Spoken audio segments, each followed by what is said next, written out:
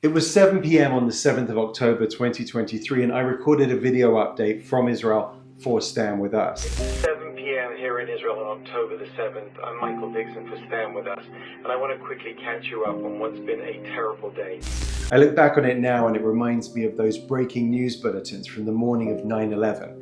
Like in those videos, we knew that something beyond terrible had happened, but we didn't fully understand the scope of it.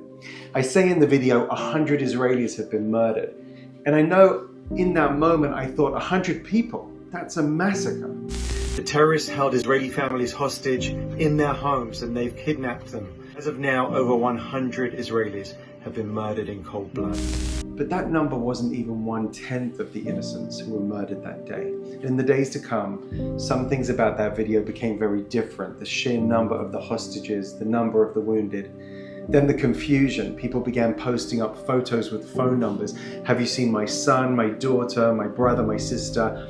Are they dead or kidnapped? And which is a worse fate? We began to learn their names, their stories, and to meet their families. But there were too many to keep track of. So great was this massacre, so huge the tragedy. And the barbarity of it all, the sexual assaults, the beheading, the treatment of human beings and families, that we had to go back to the Holocaust for historical reference. But it was happening now, in our time. They stormed into this house and slaughtered a family. What you're seeing on the floor here is dry blood, but it's also burned blood. There are many families separated, murdered, displaced, or kidnapped by Hamas. Several things, however, stayed accurate about that video. Many sad things, like the fact that the denial and the minimization of the massacre was happening in real time, but also the things that keep us going. So as you watch these scenes unfold, I want to thank you all for your messages of support. We will stand strong.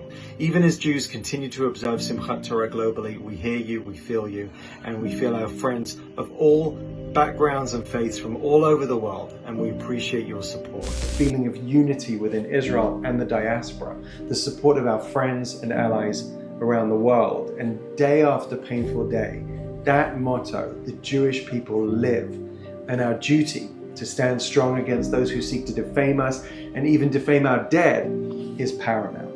We owe it to the memory of those who were taken from us, nothing less.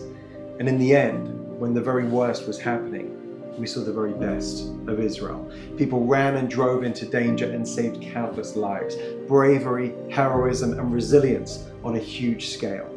And as I said that day, we're heartbroken, and we still are, but we're not broken. Quite the opposite. Yisrael Chai.